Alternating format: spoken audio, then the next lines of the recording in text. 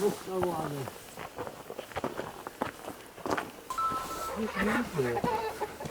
О, бойцовские проводы.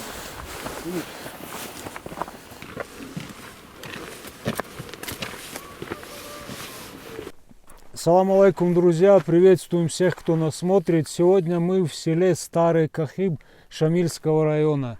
Это заброшенное село, его жители переселились на противоположный склон, более удобные и комфортные условия.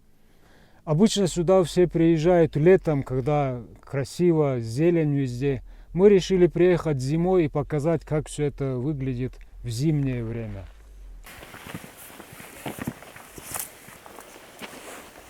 Вода замерзла, да? Да. Видать, там возник замерз. Вода.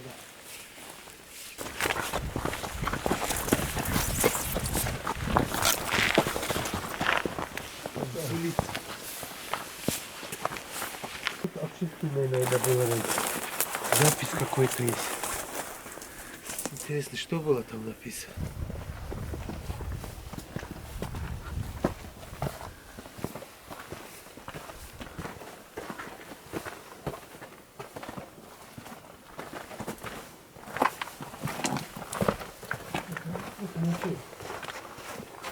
Это мечеть было. Вот, вот. Да. Несколько этажей. Оленей нарисовали между рог солнце наверное.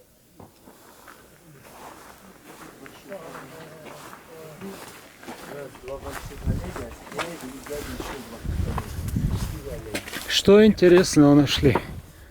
На стене вот это большой камень нарисовали два оленя, и между рог этих оленей на это солнце.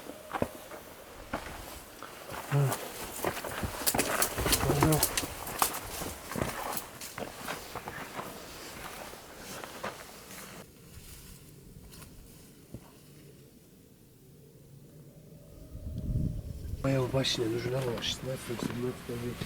Археологические раскопки свидетельствуют, что на этом месте люди жили еще до нашей эры. Относительно же возраста этих строений, которые сохранились до настоящего времени, нет какой-то достоверной информации. В некоторых источниках упоминается 4-5 века, где-то говорится о 8-10 веках. Это село полностью опустело в 1974 году. Если говорить о причинах, по которым это село опустело, это нетипично для всех горных сел. Старые села строились очень плотно. Дома здесь вплотную примыкают друг к другу. Крыша одного дома часто является двором для другого. Улочки здесь узкие, нет подъездных автомобильных дорог. Поэтому проще отстроить новое село, чем восстанавливать старое. Здесь часто случались обвалы, камнепады, и в результате последнего камнепада, говорят, погибло 12 человек, и жители вынуждены были просто переселиться, уйти отсюда. Возможно, у кого-то возникнет вопрос, почему люди вообще строили села в таких местах. Первая и очевидная причина – это для защиты от врагов. По этой же причине, например, в городах, которые строились на равнине по всему миру, вокруг городов возводились крепостные стены. Но с тех пор орудия, с помощью которого люди уничтожают друг друга, усовершенствовались. И теперь такие методы защиты стали неэффективными. Крепостные стены или такие башни не могут устоять против ракетного или бомбового удара. Есть еще одна причина, по которой села строились в таких местах. Раньше очень ценилась земля, пригодная для посевов, и самые ровные участки отводились под огороды. Там, где раньше были огороды, сейчас люди строят дома. Откуда пойдем по дороге? Откуда пришли?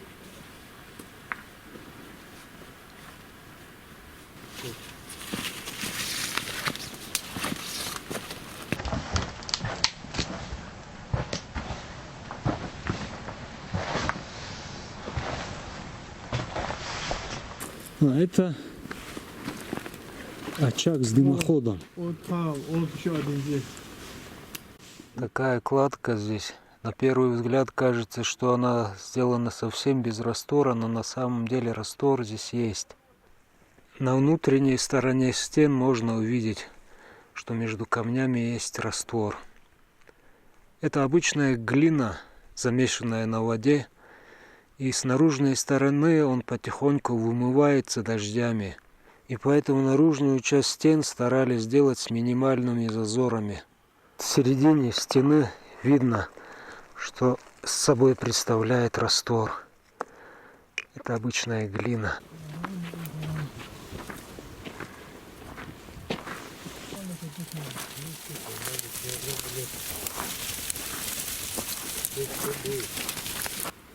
И что, как получится шашлык из барана? О, самый хороший, особенно курдючный. Не худые они? Самый раз. Сейчас еще они нормальные, еще они похудели. Вот эту стену пристроили, говоришь? Да. Это другого хозяина, скорее всего.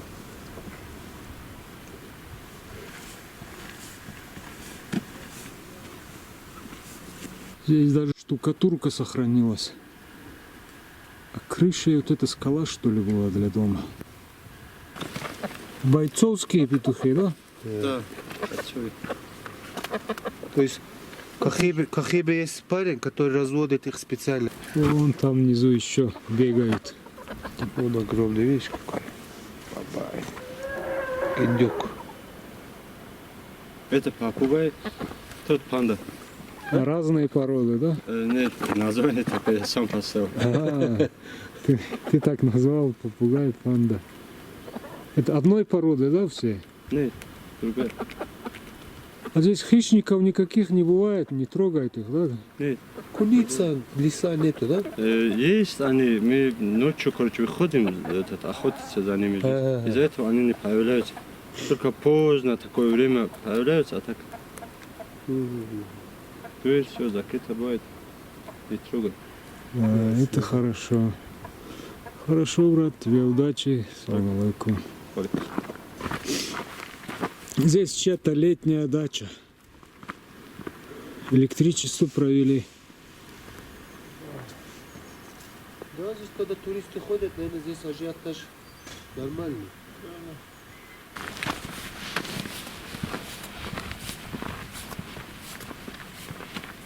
Дома в новой части села построены примерно таким же образом. Камни на растворе из глины.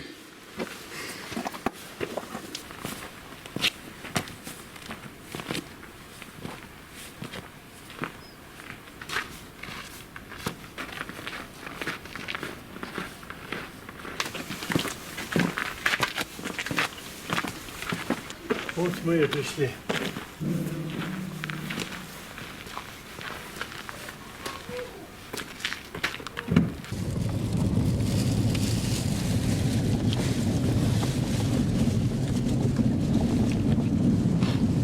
Яблоки кушаем. Сейчас куда едем, Хабиб? Гор. Следующая локация Горские башни, да? Вот прямо перед нами село Гоор. Осталось еще немного времени до вечера, поэтому мы хотим поехать туда еще.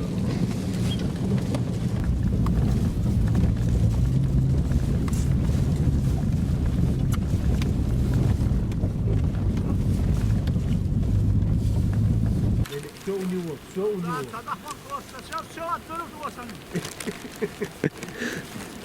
Все у него. Козы вот идут, хозяин говорит, что они все отберут.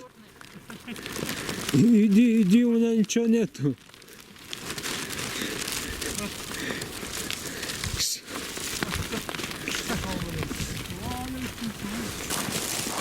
Ассаламу алейкум. Алейкум салам. Все, отгоняй этого. За ним идет. Эй! Отгоняй! Мы сегодня приехали в Старый Гор. Меня Ибрагим зовут. Вот это было один из недоступных крепостей Нагорной части Дагестана. Наверное, вы если поднялись наверх, с той стороны доступа в село нету. Это было край ветров и край башен. Край ветров его называют, потому что само название села произошло от аварского слова «гури». Ветер. Ригор оттуда получилось. Да. А краем башен его историки называются, вот таких башен было здесь 6. Остались только 3. Основные башни были первая, вторая, вот здесь фундамент. Сохранившаяся третья башня, самая высокая, 25-метровая. Конкретные даты построения села никто не знает, потому что история города исчезла. Но то, что башни начали строить где-то 16-17 век или 13 веке. И то, что недалеко здесь проходила ветка Великого Шелкового пути, который шел от самого Дербента до берегов Черного моря. Вот для торговцев, чтобы торговцы могли прийти отдохнуть, Гоор, Кахиб, и дальше идет Гидатлинское вольное, что порой Гоор ходило, Гидатлинское вольное общество, порой ходило Кахиб, Гоорский Каганат, а порой ходило Телетлинское вольное общество. Больше мы подчинялись Гуримскому округу. А эта часть, вот старая часть, она когда опустела примерно? Это переселяться отсюда начали уже 1950-е годы, когда уже не от кого было защищаться. В нижнем селении школу построили, начали переселяться, каждый житель самостоятельно. И последний житель из этого села переселился, это было в 1980 году, 85-летний старик. А полностью разобрали его потихонечку. Ну, последний дом был вот этого дедушки, который сейчас только стена осталась там. Его тоже по его завещанию дети отдали на строительство джума мечети, центральной мечети в селении. А так остальное, вот так и каждый житель свой дом разобрал и перенес. Потому что здесь было тяжело, улицы узкие, там вода, проблема, особенно зимой. А здесь наверху воды нету, да? Есть вот самой крайней башни, чуть дальше есть родник. Ну, горные села же основной строили где-то приблизительно к роднику. Обязательно рядом Но с там водой. есть родник, но она полностью не могла обеспечивать село. А была приведена с того ущелья, но она тоже не замерзала зимой. И единственное здание, сохранившееся здесь, вот там внизу, где зеленое знамя, это мечеть Зиярат, где похоронены два шейха. По данным историков, то, что ислам здесь приняли только в 1476 году, это Гидатлинское вольное, считается год принятия ислама Гидатлинским вольным обществом. И видите, какой обзор вокруг нас круговой. Идите нагло уже. Отбирает у меня уже из рук. Она привыкла, поэтому и так надо. Вот такая маленькая история. Вот. Да, спасибо, очень Вам интересно. хорошего дня. Приятного Спасибо. отдыха. Тоже держу. Пойду загоню. Пришли мы в Гоор, только собрались кофе варить, встретили наших гостей, которые приехали с Белгорода. И мы очень рады им, что к нам приезжают, что про нас оставляют такое хорошее впечатление, пишут в интернете, комментарии. Мы спросим сейчас у них какие Я думаю, впечатления. они плохого ничего не скажут. Ты заранее это сказал, да? Но мы же хорошие люди. Мы да. Вот. Встречаются только хорошие люди, прекрасные места, от которых захватывает дух, да, девочки? От высоты, от красоты. Где еще были в Дагестане, кроме Гора? Давайте, рассказывайте. В городах Кто помнит? Тетиснине были. Да, были Крепость на Рынкала. в Дербенте, да, на Рынкала крепость. Были. Гамсутль. В Гамсутле были. Водопад. Ханакский, правильно говорю? Ханан. Да. Крепость 7 братьев и одной сестры. Да. Да, еще Мосты, деревянный мост, природный мост. много до природного. Ну, в общем, объездили вы Еще Дагестан, куча мест, посмотрели. Ну, много чего еще интересного есть посмотреть. Зимой не так красиво, может быть, как Не, нам летом. но- нравится. Мы же зимнего города, нам нравится. Да, спасибо. Все, побежали мы на... А то сейчас солнце сядет. Вам хорошего отдыха. Спасибо и вам тоже. Всех благ вам. До свидания. И вам. До свидания. Пока-пока. До свидания. Папа, переходи. Вид намного лучше, чем Кахиб. Ну, здесь повыше. Повыше, высота. Отсюда и сам Кахиб виден, и все. Правда, холодновато уже, солнце зашло. Ну, сейчас кофе выпьем и на ту сторону. Прохладно. Кофе им надо согреть. Вы знаете сейчас на кого похожи? Зимой видели воробьев, которые на проводе сидят?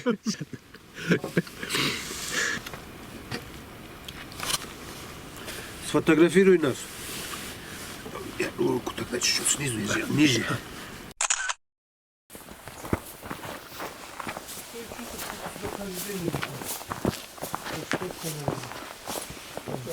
Ради этой высоты сюда надо было.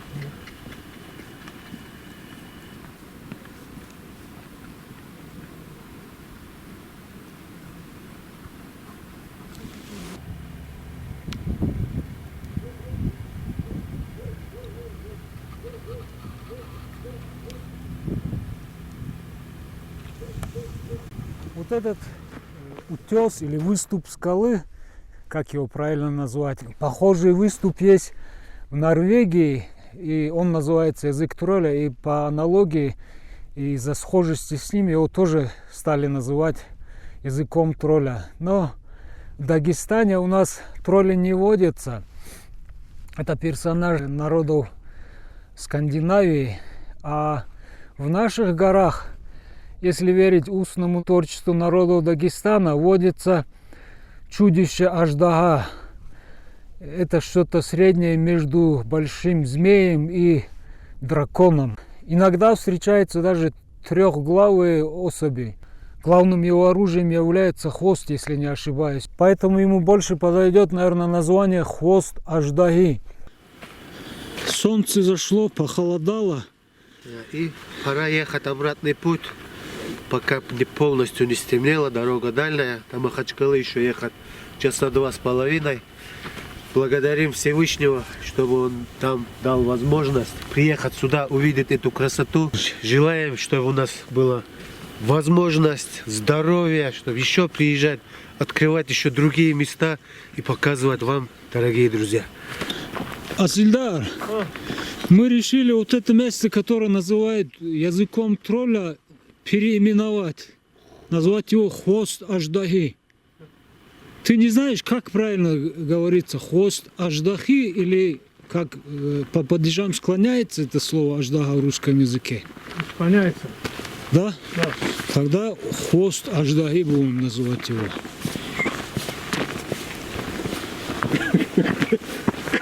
Кто не согласен, звоните.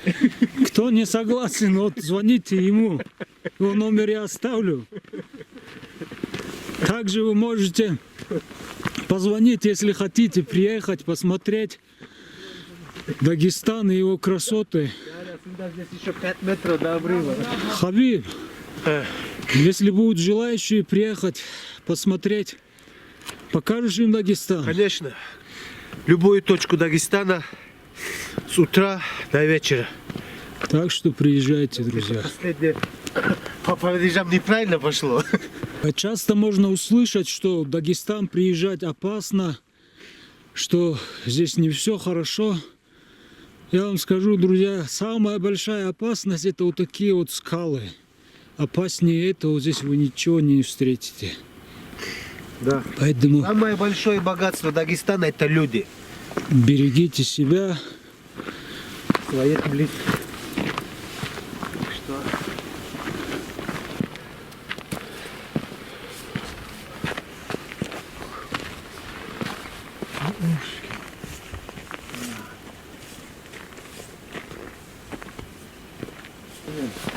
Что мы делаем? Так, свое хозяйство забираем. Да?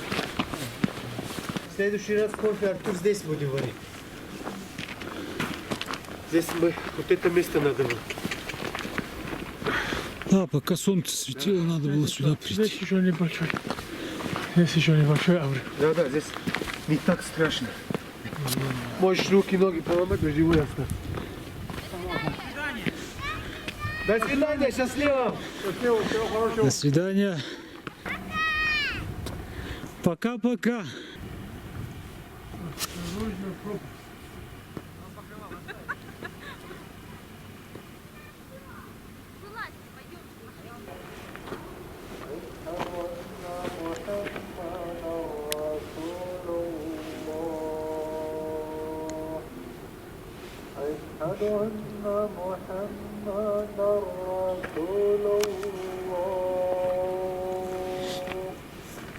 حي على الصلاة